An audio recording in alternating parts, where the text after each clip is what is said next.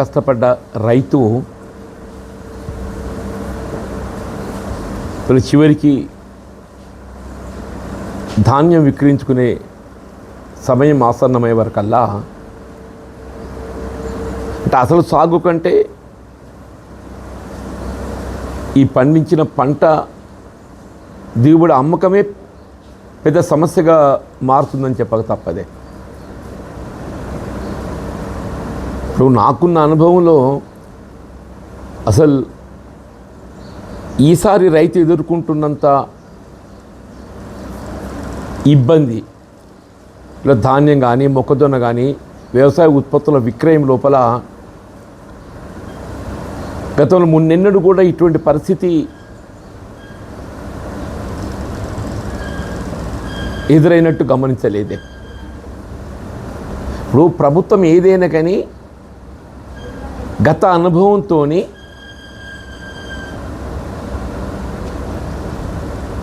ఏమైనా సమస్యలు ఉన్నట్టయితే సమస్యలను ఏ విధంగా అధిగమించాలనో చర్యలు చేపట్టాలి. ఇప్పుడు ఏమైందనంటే గత సంవత్సరం అనుభవంతో గతం కంటే మెరుగైన రీతిలో ఇప్పుడు ధాన్యం సేకరణ కానీ మొక్కజొన్న సేకరణ కానీ చేపట్టవలసింది. వీళ్ళ గతం కంటే దిగుడుగా సమస్యలు ఏదైతుందో అధికం కావటం అంటే ఇది ఓ విధంగా పాలనా అధికార యంత్రాంగం యొక్క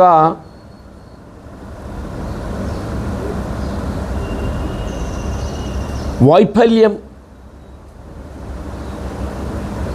లేక కుట్రపూరితంగా చేస్తున్నారు అనేటువంటి అనుమానం కూడా వ్యక్తమవుతుంది. ఇప్పుడు వరిధాన్యం గౌరవ జిల్లా కలెక్టర్ గారి ఇవాళ స్టేట్మెంట్ మనం గమనిస్తే ఇంతవరకు 2 లక్షల మెట్రిక్ టన్నులు సేకరించినాం, ఇంకొక 3 లక్షల మెట్రిక్ టన్నులు ఎక్స్పెక్టెడ్ అని చెప్పిన స్టేట్మెంట్ ఇచ్చారు. ఇప్పుడు గత సంవత్సరం ఈ దినం నాటికి 3,40,000 మెట్రిక్ టన్నులు సేకరణ జరిగింది. అంటే లాస్ట్ ఇయర్ కంటే దాదాపు 1,50,000 మెట్రిక్ టన్నులు తక్కువ సేకరణ జరిగింది. Last year by this date it was 3.5 lakh about. గత సంవత్సరం ఈ దినం నాటికి దాదాపు 3.5 లక్షలు 3,40,000 సేకరణ జరిగింది. ఇవాళ 2 లక్షల సేకరణ జరిగిందని కలెక్టర్ స్టేట్మెంట్. అంటే గత సంవత్సరం కంటే ఈ సంవత్సరం దాదాపు 1,00,000 సేకరణ తక్కువ జరిగింది. మరి దానికి కారణం ఏంటో జిల్లా అధికార యంత్రాంగం ఆత్మ పరిశీలన చేసుకోవాలి, ప్రభుత్వం ఆత్మ పరిశీలన చేసుకోవాలి.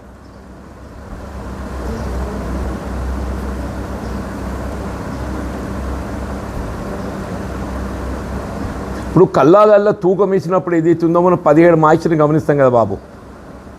కల్లాలల్లో మనం తూకం వేసినప్పుడు 17 మాయిశ్చర్ పర్సెంటేజ్ గమనిస్తాం.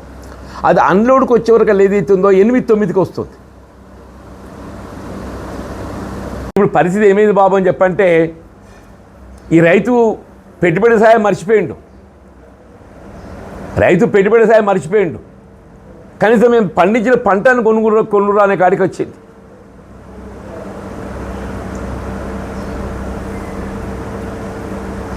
ఇప్పుడు సమస్యలు ఇట్లుంటాయి కదా బాబు. ఒక గీత చిన్న గీత ఉందనుకోవే, అది కనబడకుండా చేయాలంటే ఏం చేయాలి? పక్కన పెద్ద గీత పెట్టాలి. ఒక గీత చిన్న గీత ఉంటే అది కనబడకుండా చేయాలంటే మలపకుండా అది కనబడి చేయాలంటే ఏం చేయాలి? పక్కన పెద్ద గీత పెట్టాలి. ఇప్పుడు ఏంటి ఈ రైతు భరోసా అనేది మర్చిపోయేటట్టు చేయాలి. రైతు భరోసా మర్చిపోయేటట్టు చేయాలంటే ఏం చేయాలి? ధాన్యం సేకరణలో ఏదైతుందో సమస్యలు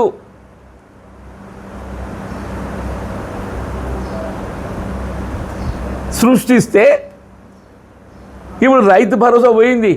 కనీసం వడ్లను కొనుగోలు కాడికి వచ్చింది.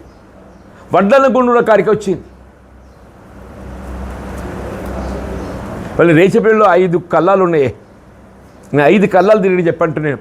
ఉన్న ప్రతి కాడ ఇది తూకం ఇచ్చిన గన్ని బ్యాగులలో వెయిట్ చూసాను నేను. తూకం వేసిన తర్వాత గన్ని బ్యాగ్లలో వెయిట్ ఉంటుంది కదా, మూమెంట్ చేయకంటే ముందు నేను వెయిట్ చూసా, వీరు ఫోటో కూడా తీసాను. అది 9కి వస్తుంది, మా ఇచ్చారు 9కి వస్తుంది, 17కి వెళ్ళి 9కి వస్తుంది.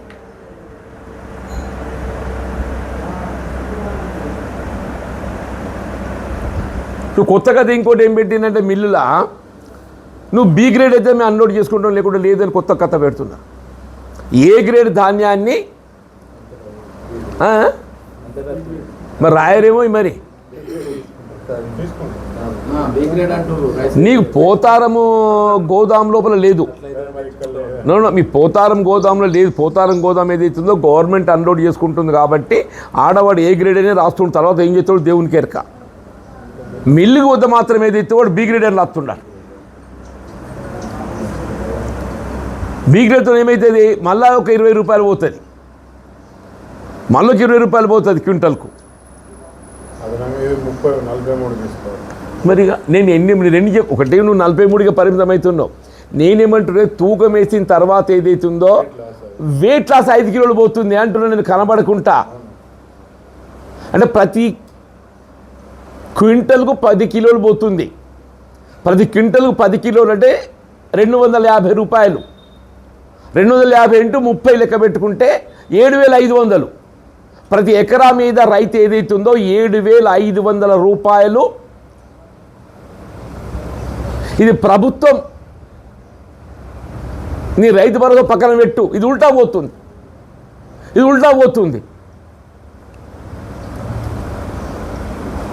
మరి ఇది అసలు ఇప్పుడు అధికార యంత్రాంగం, ముఖ్యమంత్రి ఢిల్లీ పర్యటనలు, ఆయనకు ఢిల్లీ పర్యటనతోనే కాలక్షేపం అవుతుందా? ముఖ్యమంత్రి గారికి ఢిల్లీ పర్యటనలతోనే కాలక్షేపం అవుతుంది. ఇన్ఛార్జ్ మంత్రులు ఉంటారు. కలిసి ధాన్యం సేకరణ అయ్యేదాకానన్నా మీరు మీ ఇన్ఛార్జ్ జిల్లాలలో క్యాంప్ వేసి, ఇప్పుడు ఉదాహరణమైన కరీంనగర్ జిల్లా ఉన్న ఇన్ఛార్జ్ మంత్రి తుమ్మల నాగేశ్వరరావు, వ్యవసాయ శాఖ మంత్రి, ఇంతవరకు విజిట్ చేయలేదా? మన జిల్లా ఇన్ఛార్జ్ మంత్రి తుమ్మల నాగేశ్వరరావు గారు ఇంతవరకు విజిట్ చేయలేదు. అని అదే కరీంనగర్ హెడ్ క్వార్టర్లో క్యాంప్ వేసి 10 రోజులు ఉన్నట్టయితే రోజు పెద్దపల్లి, జగిత్యాల, సిరిసిల్ల, కానీ 4 జిల్లాలు తిరిగితే భయంతో నడుస్తుండే కథ. ఆయన మంత్రి కాబట్టి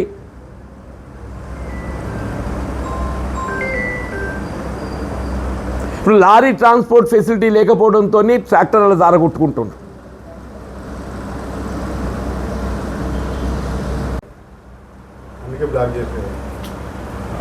1 జూన్ దాకా ఏదైతుందో, ఇదివరకు ఏదైతుందో మనం ఓపెన్ మార్కెట్లో కొనుక్కుందామే. ఇప్పుడు ఓపెన్ మార్కెట్లో కొనుగోలు చేసుకునే అవకాశం లేదు. ఏదైనా ఆన్లైన్లో కొనుగోలు చేసుకోవాలి. యాప్, ఆ యాప్ని ఏదైతుందో బ్లాక్ చేసింది.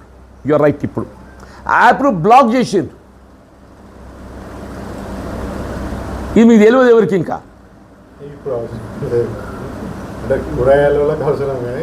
నువ్వు ఒక రైతుగా కాకుండా పత్రిక విలేకరికి తెలుసుకోవాలి కదనే. మరి ఆయన రైతు కాదా? యాప్ లేదన్నా, యాప్ బ్లాక్ చేసిండ్రు. ఇప్పుడు సొసైటీస్లో స్టాక్స్ ఉన్నాయి, రాయండి అన్న, సొసైటీలో స్టాక్స్ ఉన్నాయి. యాప్ బ్లాక్ చేసిండ్రు. యాప్ బ్లాక్ చేయడంతో ఏది ఇస్తుందో, ఇలా సొసైటీలో కానీ వాళ్ళకి నీకు షాప్ విక్రయ కేంద్రాలు ఉన్నాయి కదా, అలా అమ్మడం అధికారం లేదు వాళ్ళకు.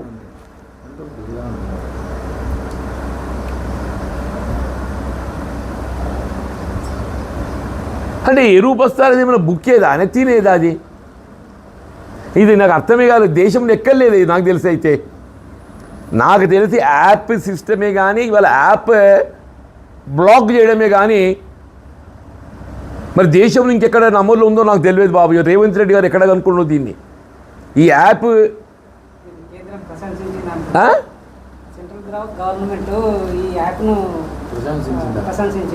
మరి అది మీద వాళ్ళు ఎందుకు పెడతలేడు? నువ్వు యాప్ ఎందుకు యాప్ ఎందుకు బ్లాక్ చేసినావు? నువ్వు యాప్ బ్లాక్ చేసిన రేవంత్ రెడ్డి తెలుసా? అసలు యాప్ను బ్లాక్ చేసింది రేవంత్ రెడ్డి తెలుసా? రైతుకు మార్కెట్లో ఇవాళ ఎరువు బస్తాలు ఏదైతుందో పొందలేకపోతున్నాడో తెలుసా మీకు? సొసైటీల ద్వారా కానీ షాపుల ద్వారా కానీ వ్యవసాయ అధికారులకు ఏదైతుందో ఫర్టిలైజర్ అలాట్మెంట్ ఏదైతుందో నిలుపుదల చేసిన అధికారాలను.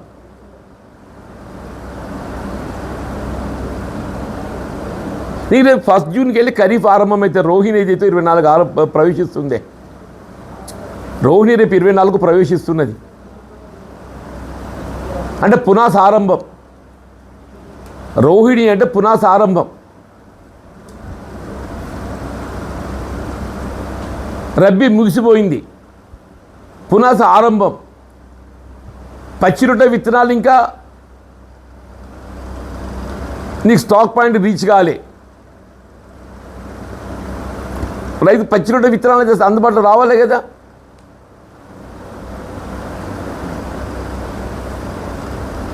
అసలు ప్రభుత్వం దగ్గర వ్యవసాయానికి సంబంధించి నిర్దిష్టమైన ఒక ఆలోచన కార్యాచరణ ఉన్నట్టు కనబడతలేదే. ఇప్పుడు ధాన్యం కొనుగోలు సేకరణ అనేది పోయింది. ధాన్యం కొనుగోలు సేకరణ అనేది చేతులు ఎత్తేసిండు. ఎవరి కర్మ వాంది. రైతు ఎవరి కర్మ వాంది. ఇప్పుడు మేము తిరుగుతుండే రేచిపల్లి ఏమంటుండంటే, సార్ గంగలో పోని సార్ వాడు ఎంతో అంత సోకం అని చెప్పాడు సార్ అంటున్నాడు. వాడు నష్టపోయేది ఆలోచన చేస్తలేడాడు. రైతు పరిస్థితి ఏమైపోయిందంటే వాడు ఎకరా 10,000 రూపాయలు నష్టపోతుంది, వాడిని పరిగణలోకి వస్తుంది. క్వింటల్ 10 కిలో నష్టపోతుంది, పరిగణలోకి వస్తలే దానికి. పోవాలి ఇవైతే ఇక్కడికి వచ్చి ఎక్కడికి వచ్చి ఈ ఓతే వాడు మళ్ళీ పునాస ఇంత ఎరువులు పోసుకుంటాడు, ఇంత విత్తనాలు సేకరించుకుంటాడు, మళ్ళీ పని మొదలు పెట్టుకుంటాడు. ఇప్పుడు అది లేదు, ఇది లేదు, ఏది లేదు.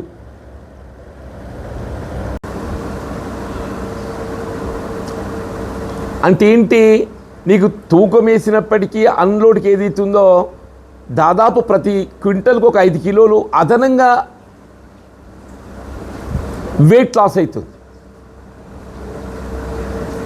మీరు గమనిస్తుందా బాబు?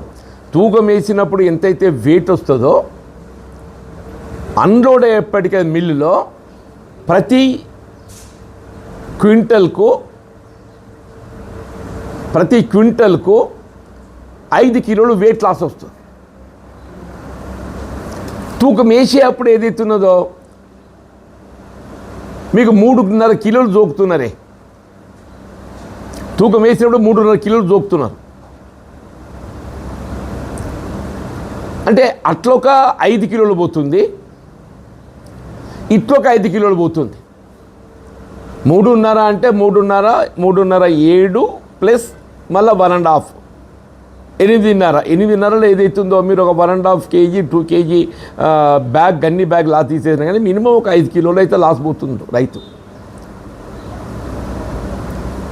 అదొక 5 కిలోలు అన్లోడింగ్ డిలే, అంటే ట్రాన్స్పోర్టేషన్ అన్లోడింగ్ డిలేతోనే ఇంకొక 5 కిలోలు పోతుంది.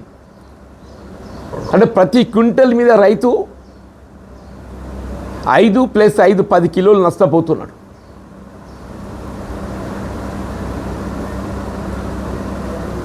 పది కిలోలు అంటే ప్రతి కిలోకి 25 రూపాయలు లెక్క కట్టినా కానీ, ప్రతి కిలోకి 25 రూపాయలు లెక్క కట్టినా కానీ 25 × 10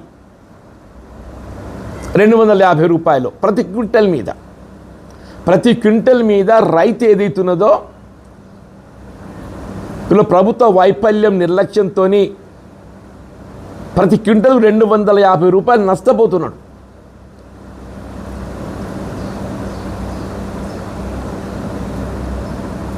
మీరు యావరేజ్గా 25 × 25 క్వింటల్ లెక్క పెట్టుకున్నా కానీ దాదాపు 6,000 రూపాయలు నష్టపోతుండే ప్రతి ఎకరాకు. నేను 25-30 క్వింటల మధ్య పంట పండుతుంది దిగుబడి. 25 నుంచి 30 క్వింటల మధ్య వస్తుంది. ప్రతి క్వింటల్కు 250 రూపాయలు నష్టపోతున్నాడు. 250 × 30 అయినట్టయితే 7,500 అవుతుంది. 30 అయినట్టయితే 7,500 అవుతుంది. అంటే యావరేజ్ తీసుకున్న ఒక కనీసం 6,000 రూపాయలు నష్టపోతుంది కదా. ఇప్పుడు ప్రభుత్వం ఏదైతుందో పెట్టుబడి సహాయం నేను 6,000 ఇస్తా అన్నదే. ప్రభుత్వం పెట్టుబడి సహాయం 6,000 ఇస్తా అన్నది రైతు భరోసా. ఇప్పుడు అన్నాడు కేసీఆర్ గారు ఏదైతున్నదో పంటకు 5,000, 2 పంటలకు 10,000 ఇస్తా అంటే కాంగ్రెస్ పార్టీ ఏదైతుందో మేము 10,000 కాదు 15,000 ఇస్తామన్నది. ఇప్పుడు 15,000 దేవుడు ఎరుగు, అసలు 10,000 దిక్కు లేదు, అసలు 10,000 దిక్కు లేదు. ఇప్పుడు మీకు ఎకరాకు 6,000 ఇస్తామని చెప్పని 2 ఎకరాలకు పర్మిట్ చేసిండు. ఎకరాకు 6,000 ఇస్తామని చెప్పని 2 ఎకరాలకు పర్మిట్ చేసిండు.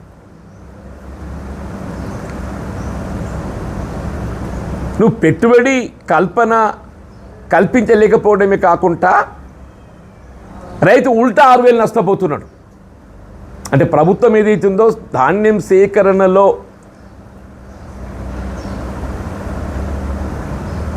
వైఫల్యంతో ప్రతి రైతు ఎకరా ఏదైతుందో మీ పెట్టుబడి సహాయం పక్కన పెట్టండి. పెట్టుబడి సహాయం పొందలేకపోవడం కాకుండా రాలేకపోవడమే కాకుండా అదనంగా 6,000 రూపాయలు నష్టపోతున్నాడు.